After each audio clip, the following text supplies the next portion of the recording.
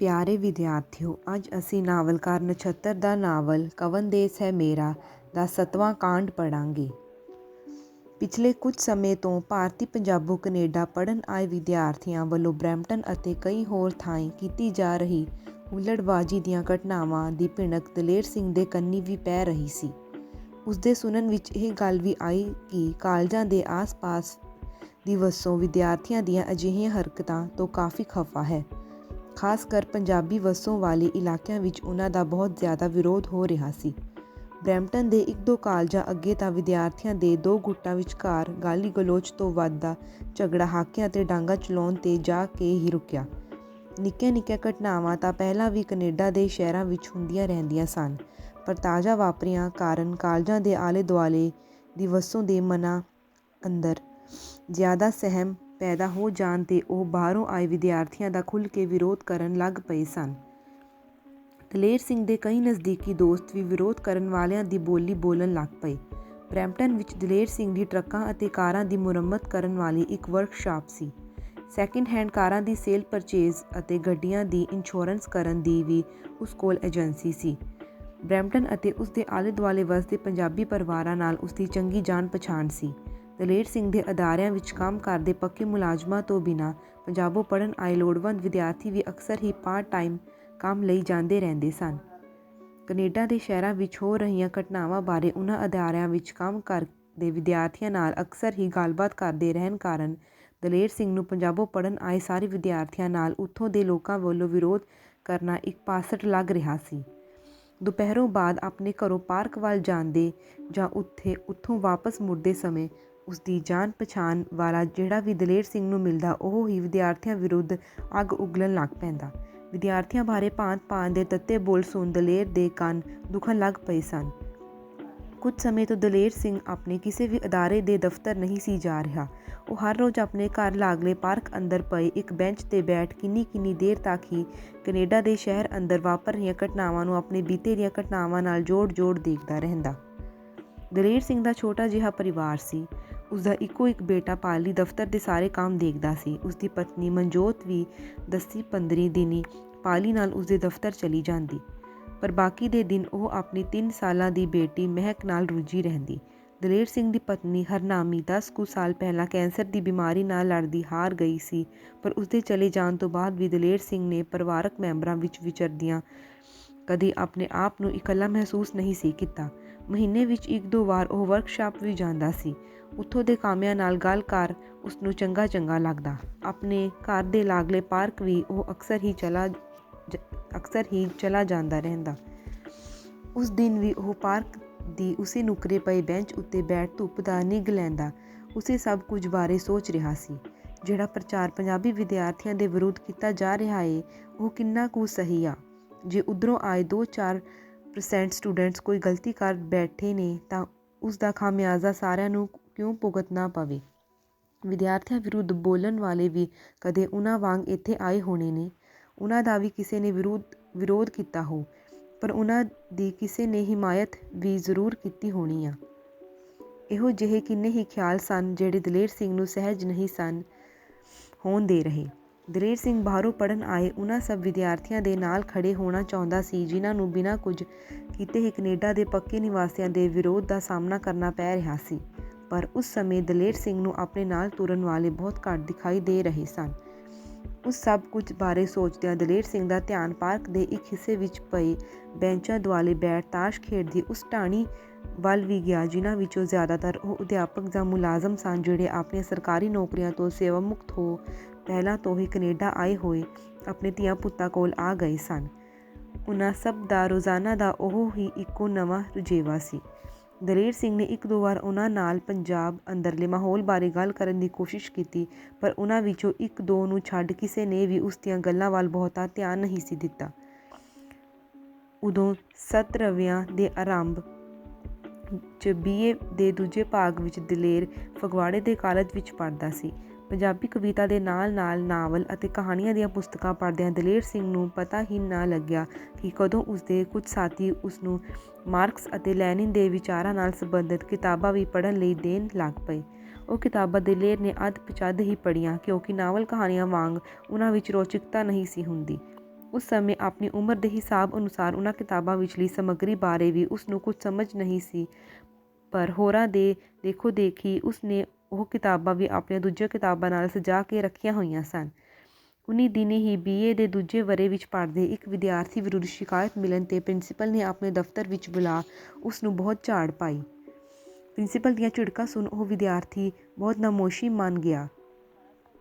ਆਪਣੇ ਨਾਲ ਹੋਏ ਧੱਕੇ ਬਾਰੇ ਦਲੇਰ ਨੂੰ ਦੱਸਦਿਆਂ ਉਸਦਾ ਰੋਣ ਨਿਕਲ ਗਿਆ। ਉਹ ਵਿਦਿਆਰਥੀ ਬਹੁਤ ਗਰੀਬ ਪਰਿਵਾਰ ਨਾਲ ਸੰਬੰਧ ਰੱਖਦਾ ਸੀ।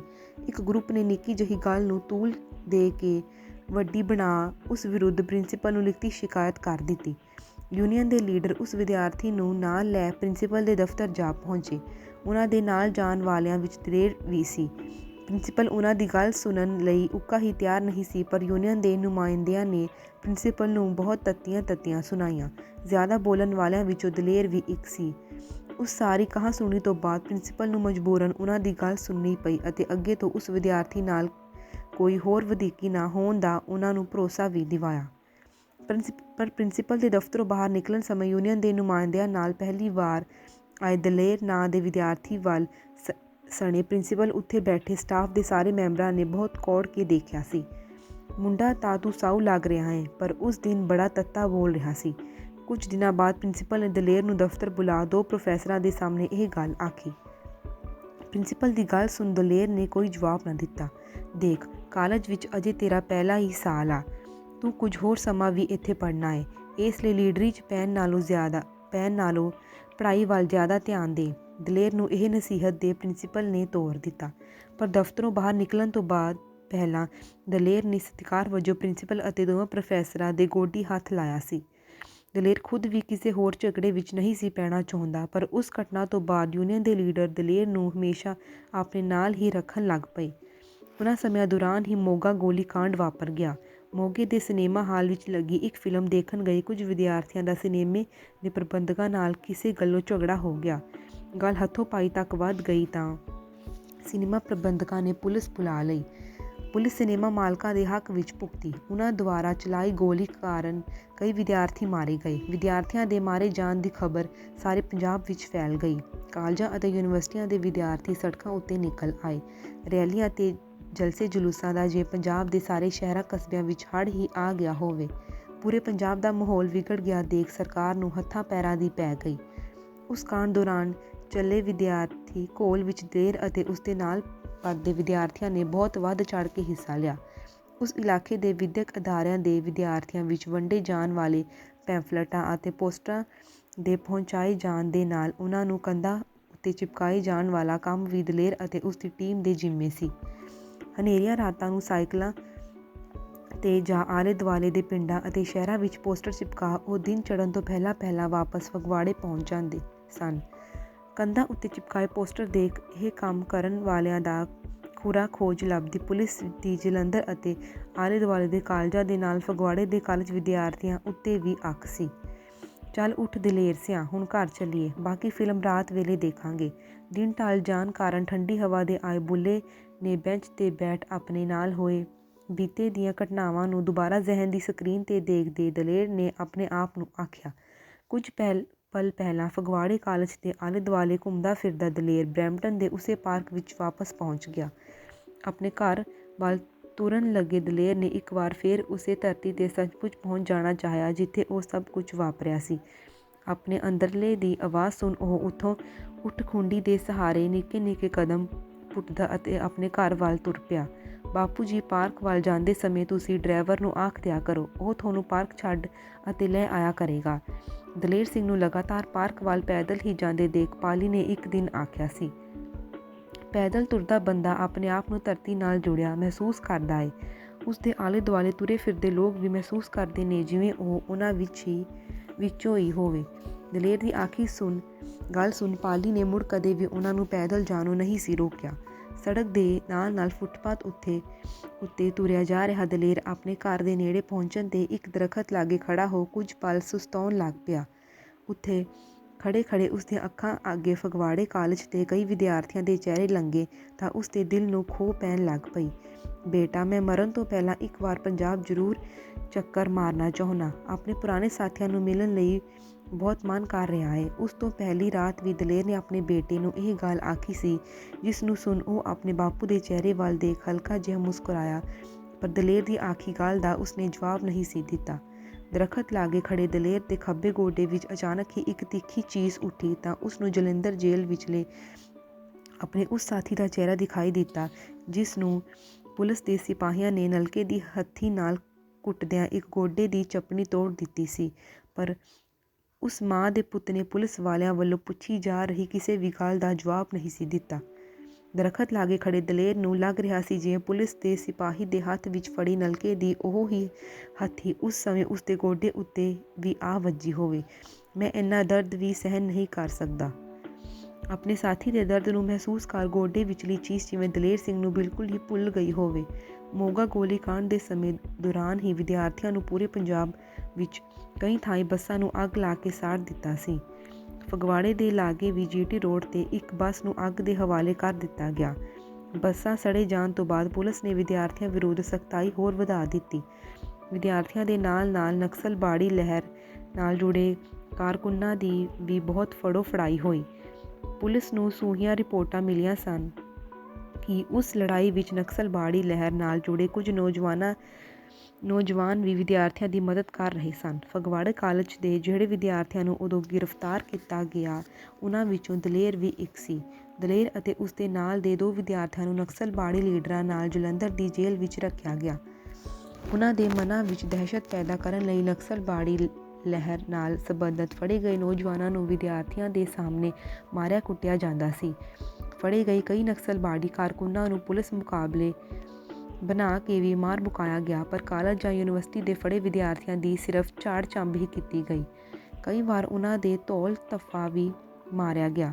ਦਲੇਰ ਅਤੇ ਉਸਦੇ ਸਾਥੀਆਂ ਵਿਰੁੱਧ ਬੱਸ ਫੂਕਣ ਅਤੇ ਸਰਕਾਰੀ ਜਾਇਦਾਦ ਨੂੰ ਨੁਕਸਾਨ ਪਹੁੰਚਾਉਣ ਵਰਗੇ ਕਈ ਕੇਸ ਪਾ ਜਲੰਧਰ ਜੇਲ੍ਹ ਵਿੱਚ ਭੇਜਣ ਤੋਂ ਪਹਿਲਾਂ ਉਹਨਾਂ ਨੂੰ ਕਈ ਰਾਤਾਂ ਵੱਖ-ਵੱਖ ਥਾਣਿਆਂ ਦੀਆਂ ਹਵਾਲਾਤਾਂ ਵਿੱਚ ਵੀ ਰੱਖਿਆ ਗਿਆ। ਫੌਜ ਵਿੱਚੋਂ ਪੈਨਸ਼ਨ ਆਇਆ ਹੋਣ ਕਾਰਨ ਦਲੇਰ ਦਾ ਬਾਪੂ ਮੱਘਰ ਸਿੰਘ ਦਫ਼ਤਰਾਂ ਅੰਦਰ ਕੰਮ ਕਰਦੇ ਅਫਸਰਾਂ ਨਾਲ ਗੱਲਬਾਤ ਕਰਨ ਦੇ ਕੰਮਾਂ ਤੋਂ ਪੂਰਾ ਵਾਕਫ ਸੀ। ਕਿਸ ਨਾਲ ਉੱਚੀ ਆਵਾਜ਼ ਵਿੱਚ ਗੱਲ ਕਰਨੀ ਹੈ ਤੇ ਕਿਸ ਤੋਂ ਨਿਮਰਤਾ ਨਾਲ ਕੰਮ ਕਢਵਾਉਣਾ, ਉਹਨਾਂ ਸਾਰੇ ਗੁਰਾਂ ਤੋਂ ਮੱਘਰ ਸਿੰਘ ਜਾਣੂ ਸੀ। ਦਲੇਰ ਦੇ ਫੜੇ ਜਾਣ ਤੇ ਉਸਨੇ ਪ੍ਰਸ਼ਾਸਨ ਦੇ ਵੱਡੇ ਅਧਿਕਾਰੀਆਂ ਤੋਂ ਬਿਨਾਂ ਅਦਾਲਤਾਂ ਦੇ ਜੱਜਾਂ ਤੱਕ ਵੀ ਤਾਰਾਂ ਖੜਕਾ ਦਿੱਤੀਆਂ।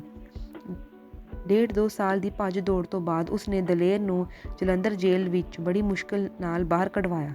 ਜਿੰਨੀ ਜਲਦੀ ਹੋ ਸਕੇ ਇਸ ਨੂੰ ਪੰਜਾਬੋਂ ਬਾਹਰ ਭੇਜ ਦਿਓ। ਪੁਲਿਸ ਇਸ ਤੇ ਕੋਈ ਹੋਰ ਕੇਸ ਨਾ ਪਾ ਕੇ ਇਸ ਨੂੰ ਫੇਰ ਚੱਕ ਲੂ। ਮੱਘਰ ਦੀ ਜਾਣ ਪਛਾਣ ਵਾਲੇ ਇੱਕ ਸੇਵਾ ਮੁਕਤ ਥਾਣੇਦਾਰ ਨੇ ਉਸਨੂੰ ਦਲੇਰ ਬਾਰੇ ਇਹ ਸਲਾਹ ਦਿੱਤੀ ਸੀ। ਮੱਘਰ ਨੇ ਆਪਣੇ ਦੋਸਤਾਂ ਦੀ ਗੱਲ ਮੰਨ ਏਜੰਟਾਂ ਨੂੰ ਥੱਬਾ ਨੋਟਾਂ ਦਾ ਦੇ ਦਲੇਰ ਨੂੰ ਅਮਰੀਕਾ ਭਿਜਵਾ ਦਿੱਤਾ, ਪਰ ਅਮਰੀਕਾ ਵਿੱਚ ਉਹ ਸੈੱਟ ਨਾ ਹੋਇਆ ਅਤੇ ਕਈ ਵਰ੍ਹਿਆਂ ਦੀ ਖੱਜਲ ਖੁਆਰੀ ਤੋਂ ਬਾਅਦ ਕੈਨੇਡਾ ਜਾ ਪਹੁੰਚਿਆ। ਆਪਣੇ ਕਮਰੇ ਅੰਦਰ ਪਹੁੰਚ ਜਦੋਂ ਦਲੇਰ ਸਿੰਘ ਬੈੱਡ ਤੇ ਟੇਢਾ ਹੋ ਆਪਣੀ ਪਿੱਠ ਸਿੱਧੀ ਕਰਨ ਲੱਗਿਆ ਤਾਂ ਉਸਨੇ ਟੈਲੀਵਿਜ਼ਨ ਚਲਾ ਲਿਆ। ਇੱਕ ਪੰਜਾਬੀ ਚੈਨਲ ਚਲਾ ਉਹ ਪੰਜਾਬੋਂ ਪੜ੍ਹਨ ਆਏ ਕਈ ਵਿਦਿਆਰਥੀਆਂ ਬਾਰੇ ਚੱਲ ਰਹੀ ਬਹਿਸ ਦੇਖਣ ਲੱਗ ਪਿਆ। ਬਹਿਸ ਵਿੱਚ ਹਿੱਸਾ ਲੈਣ ਵਾਲੇ ਲਗਭਗ ਸਾਰੇ ਹੀ ਬੁਲਾਰੇ ਵਿਦਿਆਰਥੀਆਂ ਵਿਰੁੱਧ ਵੱਧ ਚੜ੍ਹ ਕੇ ਆਪਣਾ ਵਿਰੋਧ ਪ੍ਰਗਟ ਕਰ ਰਹੇ ਸਨ। ਉਹ ਬਹਿਸ ਨੂੰ ਦੇਖ ਲੰਮਾ ਪਿਆ ਦਲੇਰ ਸਿੰਘ ਉੱਠ ਕੇ ਬੈਠ ਗਿਆ। ਬੈਠੇ ਬੈਠੇ ਉਸਨੂੰ ਲੱਗਿਆ ਜਿਵੇਂ ਕੈਨੇਡਾ ਪੜ੍ਹਨ ਆਏ ਵਿਦਿਆਰਥੀਆਂ ਵਿੱਚ ਦਲੇਰ ਆਪ ਵੀ ਸ਼ਾਮਿਲ ਹੀ ਨਾ ਹੋਵੇ, ਸਗੋਂ ਉਸਨੇ ਉਹਨਾਂ ਵਿਰੁੱਧ ਕੀਤੇ ਜਾ ਰਹੇ ਪ੍ਰਚਾਰ ਨੂੰ ਠੱਲ ਪਾਉਣ ਲਈ ਅੱਗੇ ਹੋ ਲੜਾਈ ਦਾ ਮੁੱਢ ਵੀ ਬਣਨਾ ਹੋਵੇ।